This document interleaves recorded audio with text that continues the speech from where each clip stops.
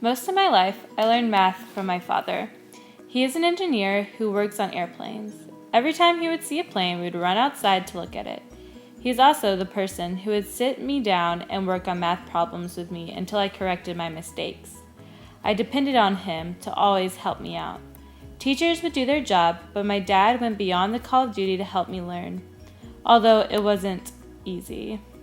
In elementary school, math was easy to me. I was always the one who finished first. I had inspiring teachers that taught me what I needed to know for the next grade level and the tax test. I learned the information and the process. Back then, my teachers would always use the projector to show us problems. This is the moment I realized I wanted to be a teacher, just so I could write math problems on the clear paper that shows up on the projector. Class wasn't boring, but it also wasn't as engaging as I needed it to be. I liked math, I just didn't love it. Throughout all the worksheets, my dad would always sit me down, check my work, and would let me know if I got something wrong. In middle school, the math curse became real. I had the worst teachers ever. Worksheet after worksheet. In 7th grade, my teacher just wanted to fly planes. So we would try to get him off topic to the best of our ability. Instead of doing work, he would be talking to one student about his ambitions while the rest of us just played around. By the end of the school year, there was days we didn't get anything done because our teacher would just talk about airplanes. I ended up having him in 8th grade as well.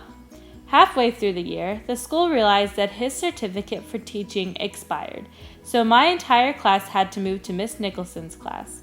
It was a huge mess. Hollywood could write a horror film on Miss Nicholson. The class was huge, and it was the last period of the day, so we were all tired. During class, Miss Nicholson would hand us a packet, explain when we needed to finish the packet, and sit back at her desk. Some days, she would even try to teach us information while she was sitting in her chair with her mouth full of food. One thing I remember from this class was that she always ate. There was always food in her mouth or headed there. I think she once had a pizza delivered to her class just for her.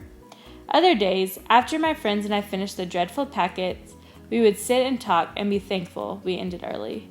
After this class, I had no desire to do math ever again, but through it all, my dad was there at the dinner table, helping me through it. High school wasn't much different than elementary school, but I no longer had any desire to pay attention in class. I then decided to take AP Physics my junior year. This was a mistake. The teacher did not like to teach, and he was not good at it. He mainly wanted us to figure out the information without giving us the process or means to complete a problem. Even though physics is considered a science, it is mainly math. Everything became so difficult to understand. I lost all of my math knowledge because of this class. When I thought I knew things about math, this class made me feel stupid. My dad continuously tried to teach me, explaining each problem and method carefully. Sometimes our discussions would get heated, as he became more and more frustrated with me. Eventually, I would get all my homework done, even if it took a while. In the end, I failed the AP Physics test, but we flew kites at the end of the year, which made up for it. Throughout it all, I learned that the best teacher I had was my dad. To this day, I still know that if I need help with anything math, I could call on him. I have decided the best way to describe my math journey is as a plane. Not only did my dad work on actual airplanes, but he also helped me during all of my math problems. I was the passenger along for the ride. Throughout this journey, there was some turbulence, but my dad was always there to help me through it all. He was the pilot I could trust to get me back up to the level I needed to be at. I never had to fear math because I trusted my dad, who would get me to the place I needed to be at. It might have been a rough ride, but I landed in the right spot.